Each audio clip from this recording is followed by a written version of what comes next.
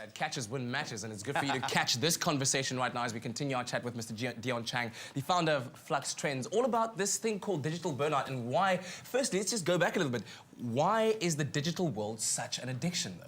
Well, what the research is starting to show very, very slowly, but quite conclusively, that it has the same, you get the same rush. So when you gymming or you gaming or any of that, you get a bit of a rush in your head. Yes. So your brain releases dopamine and some opiates, and you're getting the same. They're saying, especially on social media, the more likes you get, the more friends you get, the more followers you get, you're getting that same kind of rush as gamblers get, or people if you fall in love. So you're getting this feel-good feeling. So the pleasure path in your brain is getting that connection digitally.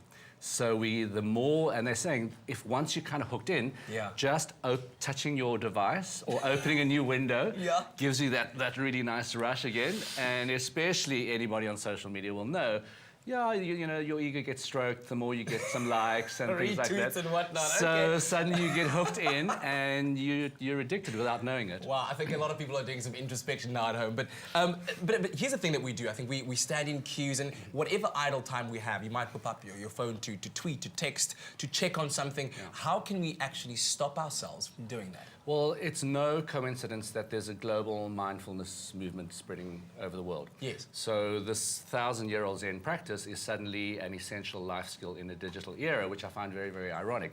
It's because we're spending so much time in the virtual world that the mindfulness movement says, okay, just come back into the real space and just be present. It sounds very shoo-wah and esoteric, but it actually is this wave of this global mindfulness movement to say to people, get out of the virtual world and just root yourself back in the real world. But how do I practically apply that, though? If I don't know anything about global mindfulness, how do I, right now, and I'm scared of suffering from digital burnout, how do I start getting myself out of that trend? Okay, so the first thing, if you're waiting in line somewhere, do not whip out your phone automatically and go down the cyber rabbit hole.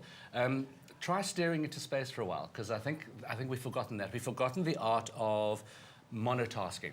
Okay. It's a default in the digital world, or in the 21st century world. As opposed to multitasking. You have to multitask, but they're actually showing that your brain doesn't function as powerfully if you multitask all the time. So if you just try and focus on one thing, do that, and then move on to the other thing, because we essentially have attention spans of lab rats now. Oh, that's scary. It's like, oh, nice tie, oh, but there's a flower over there. So you never really focus on one thing, and that's what the mindfulness movement is doing. But the whole digital burnout, the reason why we brought this report out is that it's going to start hitting the workforce. So this is really pitched at business and HR departments because it's misunderstood. So people are just being fired, just saying, well, you're not coping. And people aren't coping because there's suddenly this invisible blurred boundaries all the time, and we don't know how to stop. And the scary thing is that if you watch movies like Her, you can see how something like that could tie into not just business but real life as well, because it's affecting the way that we interact with each other as human beings, that you can have a conversation with someone but then not really know what questions to ask, so you go to your phone and then you find a conversation there to put it through there. I mean, are those some of the negative effects that it's having on actual relationships? And I think, I called it earlier digital cheating, when one partner goes and, what are you doing? No, I'm going to the loo. Why are you going to the loo with your phone? But it's significant that around the world, so you've got a cyber self-help industry springing up in Silicon Valley, but over in Asia, you've got more and more digital internet addiction centers opening up. China's got about 300 already. And in Singapore, they're actually really pushing for it to be formally, the digital addiction, to be formally recognized as a proper disorder of the 21st century, which is really interesting. But we were at the tipping point, and I think that's why, for me, this is really interesting, because we all resonate with it, we all understand it, but we don't know how or when to stop. Whew, that's the scary thing about it. Wow, the Matrix is real.